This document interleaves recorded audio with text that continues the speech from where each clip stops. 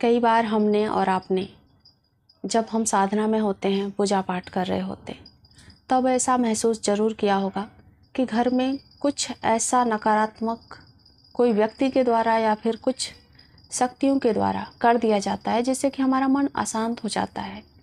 तो आखिर ये क्या है, इसकी वजह जानने और समझने की कोशिश करेंगे। वीडियो पूरा देखिएगा, क्योंकि ये सबके साथ होता है। ऐसी अवस्था हर एक साधक के साथ आती है, घटती है, जब वो साधना में हो और उसके घर में विघ्न ना हो। ऐसा कोई साधक नहीं है। तो वो विघ्न बाधाएं कौन पैदा करता है? क्या उसके जिम्मेदार कोई नकारात्मक शक्ति है या फिर हमारे कुल देवी देवता? ये सब कुछ हम जानेंगे, पर उससे पहले मैं आपके साथ एक बहुत ही प्रचलित स्टोरी शेयर करना चाहूँगी। एक पंडित का और एक किसान का। पंडित जी बहुत ही शास्त्र ज्ञाता थे, बहुत ही ज्ञानी थे। वहीं पर किसान जो कि अनपढ़ था, उसको कुछ भी नहीं पता, मंदिर नहीं जाता, पूजा पाठ नहीं करता।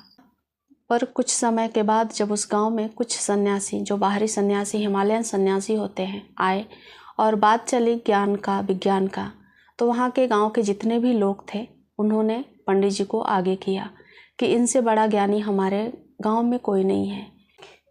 और तब उन सन्यासियों ने जो कहा वो आपको भी ज़रूर समझना चाहिए। उन सन्यासियों ने कहा कि ये पंडित जी ना ही ज्ञानी हैं और ना ही पूरी तरह से ईश्वर भक्त हैं। असली ईश्वर भक्त तो वो किसान है जो दिन भर अपने खेतों में खेती करता है, ना मंदिर जाता है, ना ही पूजा पाठ करता है। ये सुनकर सभी गांव वाले हैरान हो गए। उन सन्यासियों से जानने की कोशिश की कि आखिर सन्यासी ऐसा क्यों कह रहे हैं, क्योंकि सबको सामने दिखाई दे रहा था पंडित जी की विद्वता, उनका ज्ञान, उनका पूजा पाठ।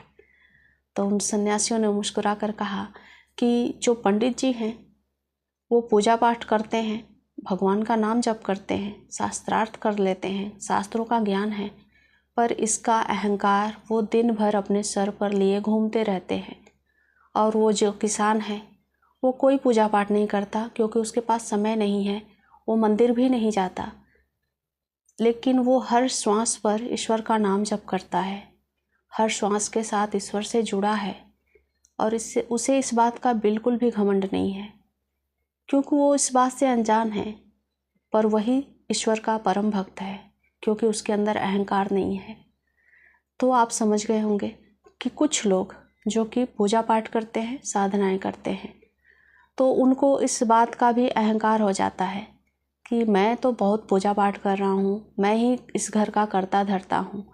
और जब वो साधनाएं कर रहे हैं, पूजा पाठ कर रहे हैं, तो उनके घर में छोटी सी भी अगर उनके मन मुताबिक कोई बात ना हुई, कुछ परिस्थिति ऐसी बन गई जिसमें बच्चे थोड़ी सी गलती कर दें, परिवार के मेंबर थोड़ी सी गलती कर दें, तो वो इंसान अपने अहंकार को प्रकट करता है और तब होता है घर में क्लेश, झगड़े।